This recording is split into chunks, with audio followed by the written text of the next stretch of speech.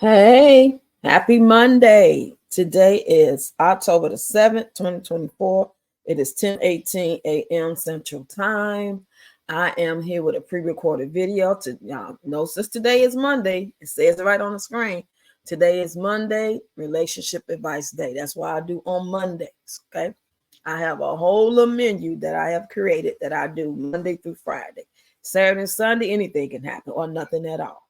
So, with that being said, y'all, I'm going on this app called Reddit and I'm going to read titles.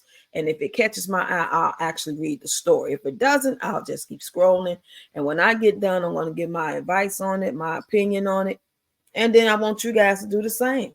I'm not getting enough feedback when I do these, y'all.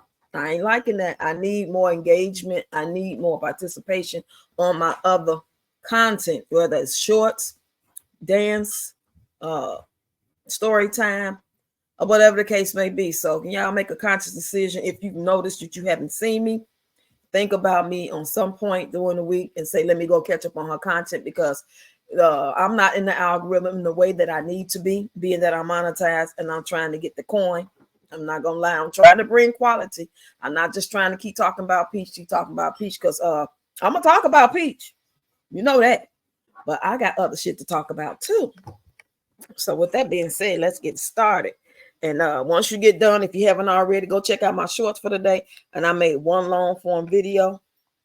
And that long form video is like a true story. It's a little bit more to it. It's all good. Now, you know what I'm saying? Because sometimes you just stay quiet, because I was being quiet for almost 2 months. And I just had to speak up. So when it comes to me giving relationship advice, it's just about experience and what I would do, how I see it. That's all this is. I'm not no expert, but experience has taught me some things. And at the end of the day, it's my opinion and my advice. Okay, this first one I came across says, since I had my own bio children, I hate my adopted son. Now that's kind of catchy, and I want to read that. It says, I was 16 years old when I meet my ex-husband. He had a 5-year-old I ended up adopting and loving unconditionally. When his dad and I split up, he's staying living with me for the first year, then wanted to move in with dad and dad's family. When his dad's, he was found guilty at the age of 16 of S abuse and went to a boys' home. He has done horrible things from the age of 15 to 17 to dad's girlfriend's kids and tried while I was sleeping.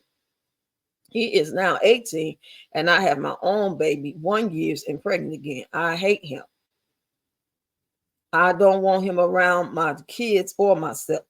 He can tell I don't like him. A part of me feels bad, and another part of me feels not doesn't feel bad at all. I was his number one supporter while in treatment.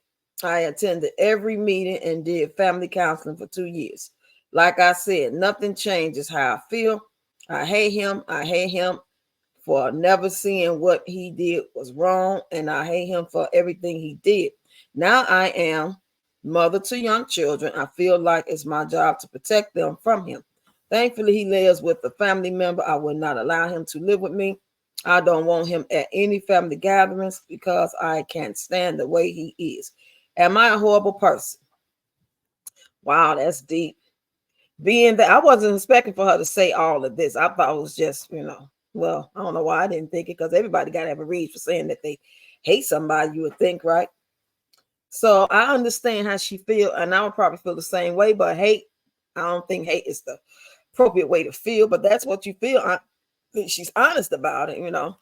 But if you truly loved him as a child and you had him and you adopted him since he was 5 years old, where's that, I guess that's where it comes in, where that unconditional mother's love for her child is not kicking in because he's not your child. So all the time you was just playing the role because it felt good and you was with the dad and it was all good. Because I wonder if when your kids get older at that age and they go through something like that or horrible, anything experience, not even like that. It's a lot of different shit kids, teenagers can go through. Would you feel the same way? So you got to question yourself. This might be more about her than it is about him. because obviously he has some problems. He got some stuff maybe happened to him when he was little. Who knows? But I don't think that's appropriate, but I appreciate her honesty. Y'all tell me what y'all think of that story. Okay, that's fine enough. I think I have accidentally conditioned myself to not want my husband anymore. How do I unlearn it? Wow, that's very interesting. Woo! I never thought of it like that. I just figure you don't want, you don't like her no more, you don't like her no more, and vice versa. Okay, she's 36 years old and he's 39. So let's get to it. I'm going to read this again. I think I have accidentally conditioned myself to not want my husband anymore. How do I unlearn it? Okay, that's her title. Now here's a story. This is a throwaway account as my cousin is active in the subreddit and I prefer keeping this anonymous. I know that's right. Me, 36, and my husband, 39, have a 1-year-old baby girl. Our relationship has its ups and downs, but overall, everything is fine. I got pregnant really fast, and we have been together only 3 years. We parent our child together, support each other, and everything is great on the surface. We are happy. Our baby is happy. As always, there is some issues regarding our private life. He has a health issue that escalated when I was in the last stages of my pregnancy. He got a new medication that we knew would solve the issue in around a year. We had a small baby and a lot in our minds, and a year did not seem like a long time then.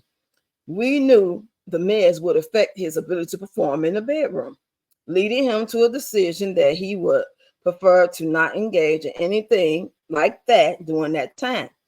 He offhandedly asked me not to initiate.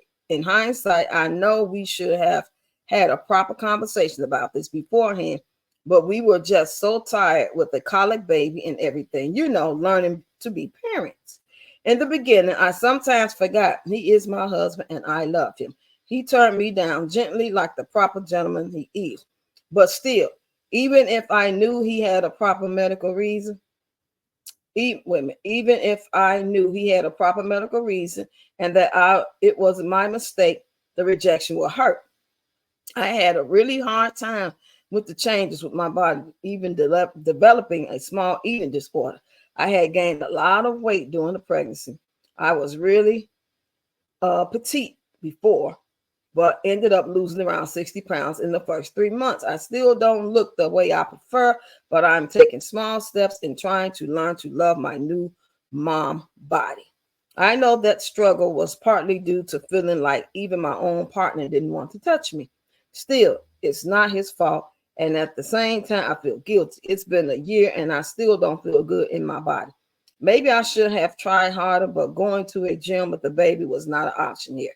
Or maybe that is just an excuse. Yeah, it is. Now my husband is finally getting off the meds. He is really excited about being able to return back to normal and again to be able to have a sex life with me. But I find myself scared. I realize that after all the rejection, I think I have conditioned myself to not want him. The idea of having to have with him feels I just don't want to do it. I know I could force myself to do it, lie back, think of England kind of way. I know I could do it. I can, but I don't want to. And in addition, there is the timing. I had a traumatic birth and they had to sew me up. The idea of having him inside is also fear inducing. I don't know this body and I don't know if forcing myself to sleep with him is the best way for me to learn about it. I like to do it because I want to, not because I feel like it's my duty, like I wanted before his medication, before being turned down again and again. God, I just want to go back to that, back to wanting him. I feel so guilty. His final doctor appointment is next week, and I am so panicked. He is the loveliest man alive, great father, and he loves me so much. And I know we should discuss this together, but I don't even know where to start. I feel guilty about making my daughter's life harder by not being able to do this because I feel like I can't do this. The whole idea is enough to make a panic start to rise in my body. And I have no one to talk to about this. My family loves him. My friends love him. Everybody loves him. And above all, I love him. Who could I talk to? I think that is why I'm writing here. Even if I feel a bit ashamed to write here about this, I'm an adult. I should know how to navigate things like this without going to strangers for advice, but I just don't know what to do. Feeling a bit lost here. Whew. You need to go see a counselor. You need to go talk to a specialist in this area. Yes, you do. You may need to talk to a specialist, a psychiatrist, a great pastor, man or woman of God. Might be a combination of things, and be honest with yourself. You may be going through something. It might be something personal on your end, even medically, emotionally, or mentally, that could be causing this too. It could be a variety of things. Don't feel bad about it, but don't sit and act like you don't have choices if you want to fix it, because it sounds like it's not so bad because you love. Now, if you were saying you don't love him at all and it's just dead and gone, like in my case, then I'd be like, yeah, you got to go be honest and get up out of it eventually. You know what I'm saying? If nothing else, be honest, have an understanding, get along until he can leave, you can leave, or whatever, or just get counseled to see if it's fixable. But yeah, pretty much that's all I got for that. What y'all think about that? That's crazy. I ain't never heard nothing like that before. Wow, it really sounds like it's mental and maybe physical, something that she's going through, having them babies and stuff. Everybody can't just carry babies. Now y'all think Peach like she do. She have baby back to back. That shit messes you emotionally and mentally. That's part of her problem, having babies back to back. That would make you crazy, in my opinion. Let me find one more. Oh, let me see.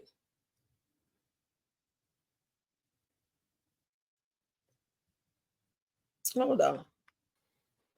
Okay, let's find that one last story, y'all. Here we go. I am upset because my boyfriend spent my money without my consent. Oh, okay. Let's see. What is a rich person's money tip you wish you knew sooner? I don't want to read that. There was something that happened when I was at work. Am I the asshole? I exploded at my family after finding out my uncle is my father, and I don't know what to feel about it. CPS allegations and co-sleeping. What? That's crazy.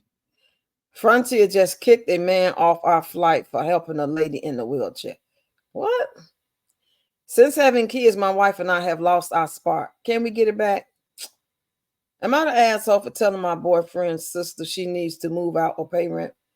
Let's do this one. I'm 27. He's a male who's telling this story. Own a 2-bedroom condo in the city. Recently, I've started working a job where I'm in a different city Monday through Friday and only spend the weekend at home. A month ago, my boyfriend, 23, asked if his sister, 18, who was just starting college, could stay with us for a few days while looking for a student accommodation. Okay, let me start this over. Okay, this is a same-sex relationship. I'm going to start over. 27-year-old male. I own a 2-bedroom condo in the city. Recently, I've started working a job while I'm in the different city Monday through Friday and only spend the weekend at home. A month ago, my boyfriend, 23, asked if his sister, who's 18, who was just starting college, could stay with us for a few days while looking for a student accommodation. I said, okay. As mentioned, I am away Monday through Friday for work anyway, so it doesn't affect me that much. Fast forward, and it's been a month, and his sister still lives at my place rent free. I had subtly mentioned it to my boyfriend a few times that she needs to move out soon, but the answer was always, oh, she's been looking, but nothing has worked out yet. This weekend, I finally had enough, and I told my boyfriend that his sister either moves out this coming week or she better start paying me the same amount she paid for student accommodation. I mentioned that I'm feeling taken advantage of and that if I didn't have a spare bedroom, his sister would surely have already found accommodations elsewhere, and that I felt like she's just dragging her feet at this point. He says she's family too, and I'm too calculating. Am I the asshole for demanding that my boyfriend's sister, who has lived at my place for a month rent free while looking for student accommodation, she needs to move out right away? No, you're not. You're right. You're absolutely right. If she just ain't found a place because ain't nothing worked out, but she got money, she working or something, because she was looking for a place and she saved money.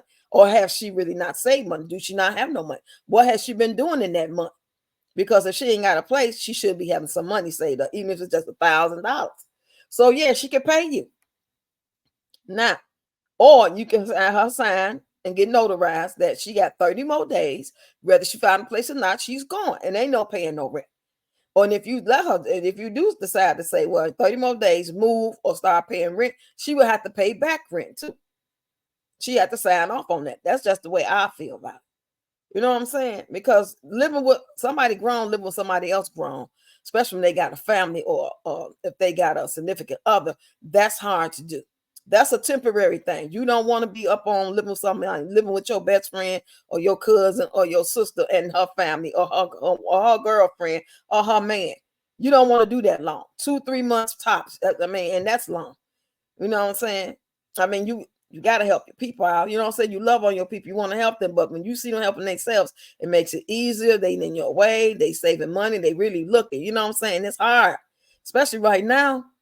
So y'all get in the comments. Let me know what y'all think. Again, go check out my shorts I did today. My long form video.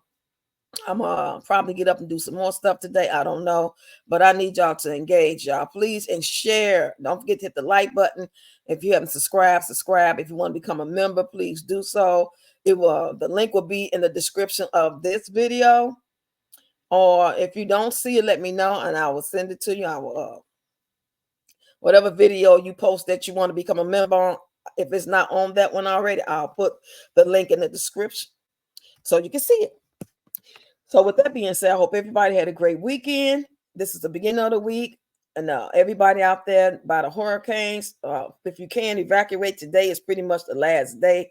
That'll be enough time for you to evacuate if you can. I know it's not that simple. If it happened to us right now, I don't think we'll be able to just evacuate. You know what I'm saying?